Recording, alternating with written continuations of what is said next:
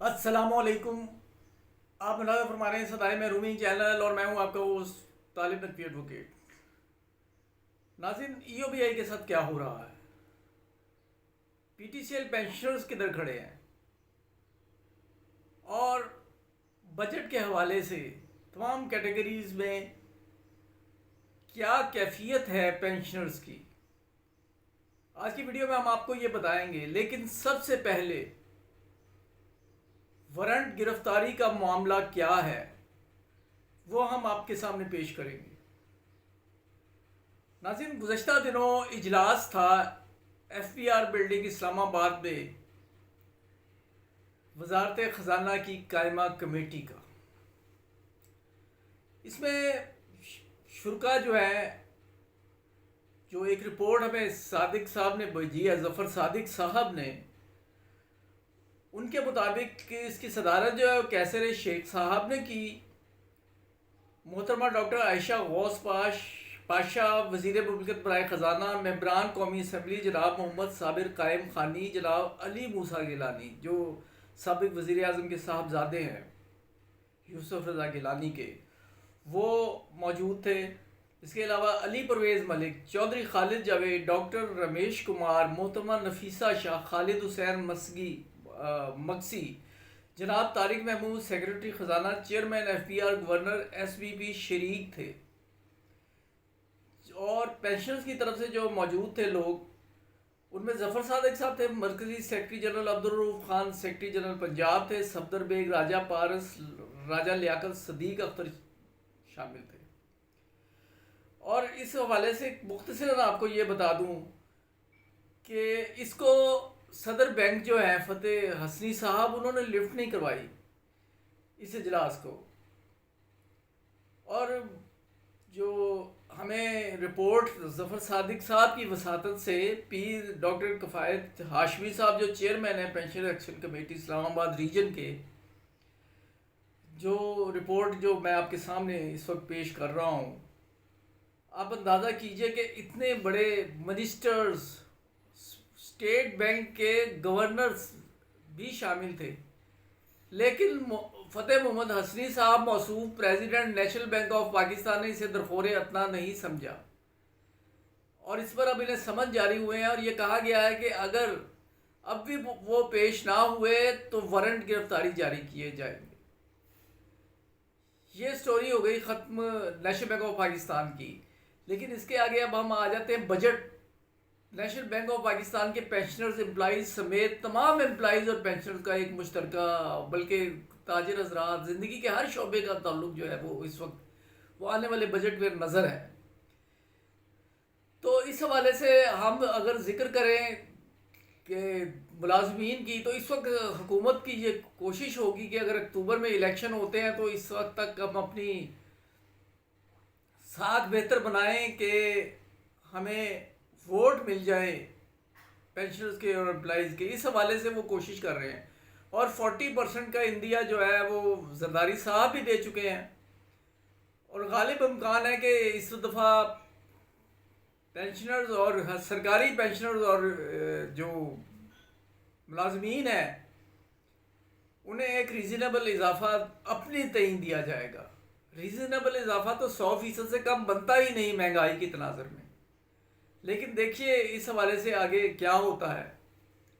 اس سے پہلے کہ میں ای او بی آئی کا ذکر کروں، میں پینشنرز جو پی ٹی سی ایل کے ہیں وہ بہت زیادہ گلہ کرتے ہیں کہ آپ ہماری بات کو اگنور کر دیتے ہیں، بات کرتے نہیں. ناظرین، یہ بھی نیشنل بینک کی طرح ایک مظلوم طبقہ، انہیں ہم اس لیے کہیں گے کہ اس میں اگر امپلائیز کے حوالے سے بھی بہت کچھ ہے. کسی دن علیحدہ ولاگ میں آپ کو ساری صورتحال بتائیں گے کہ امپلائیز کے ساتھ کیا ہوا، کیا ہو رہا ہے، اور جو ریٹائر ہو گئے ان کے ساتھ کیا ہو رہا ہے. 2010 سے ان کا اضافہ جو ہے، سرکاری اضافہ جو طے ہوا تھا، terms and conditions V S S لینے والوں کی یہ طے تھی کہ ٹرمز اینڈ کنڈیشن میں تبدیلی نہیں ہوگی، لیکن وہ تبدیلی کر دی گئی. سپریم کورٹ سے یہ کیس جیت گئے. اور اب جو محکمہ ہے یا اتصالات ہے، یا یہ کہہ لیں کہ دوسری حکومت یو اے ای کی ہے، وہ یہ ان کا غریب پینشنرز کا حق روکے میں ہے. اور کروڑوں روپے فراخ دلی سے اس کیس کو لنگر آن کرنے میں لگا رہے ہیں. خدا کے لیے ان کا معاملہ سیٹل کیا جائے. اور اب ہم بات آخر میں کریں گے سب سے مظلوم اور ستم رسیدہ طبقے یعنی ای او بی آئی کی. ناظرین، جیسا کہ آپ جانتے ہیں جو پی ٹی سی ایل دوسرے لوگ ہیں، جسٹ ان کی انفارمیشن کے لیے بھی، کہ اس میں جو 15 سال کی سروس کے بعد اور 60 سال کی عمر میں پہنچنے تک یہ ریٹائرمنٹ جو ہے وہ مل سکتی ہے.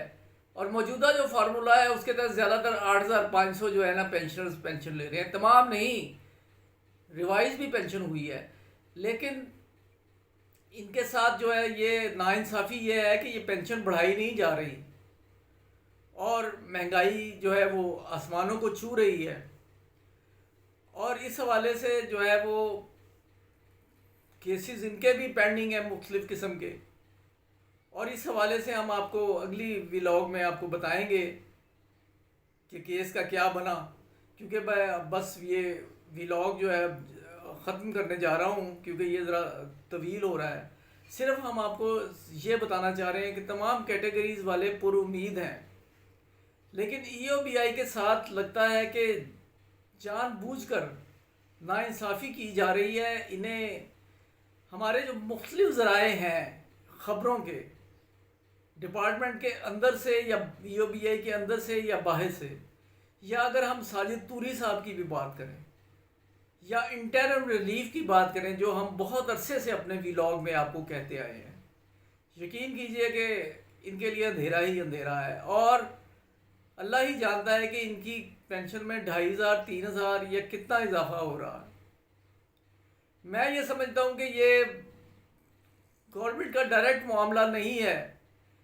اس میں حکومت وقت سے میں یہ اپیل کرتا ہوں کہ انٹرم ریلیف کے نام پر انہیں خاطر خواہ اضافہ کیا جائے. اونٹ کے منہ میں زیرہ نہ ہو، کیونکہ یہ اتنا اضافہ کم از کم ہونا چاہیے کہ وہ لوگ جو ادویات سے ترستے ہیں انہیں کم از کم ادویات مل سکیں. ناظرین، ایک تکلیف دہ حقیقت میں اپنے ای او بی آئی کے بھائیوں کو یہ بتا رہا ہوں کہ صرف آپ ہی مظلوم نہیں ہیں، یقیناً آپ بھی ہیں.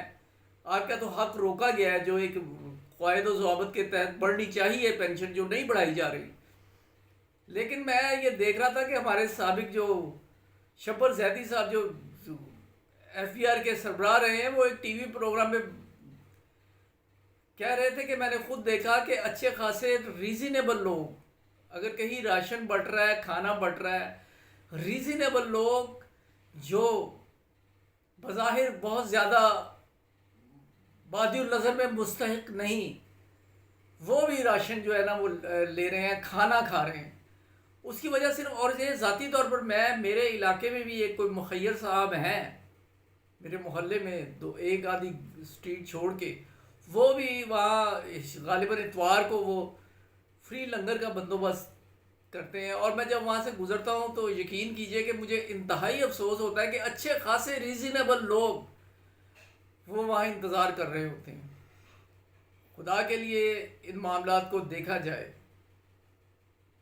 اور میں حسب روایت یہی کہوں گا، احساس دلاؤں گا تمام اداروں کے سربراہوں کو بھی اور حکومت وقت کو بھی کہ کرو مہربانی تو محل زمین پر خدا مہربان ہوگا عرش بری پر. ناظرین، سبسکرائب نہیں کیا، سبسکرائب کر کے بیل آئیکن کو کلک کر کے آل کا آپشن لیں. Thanks for watching.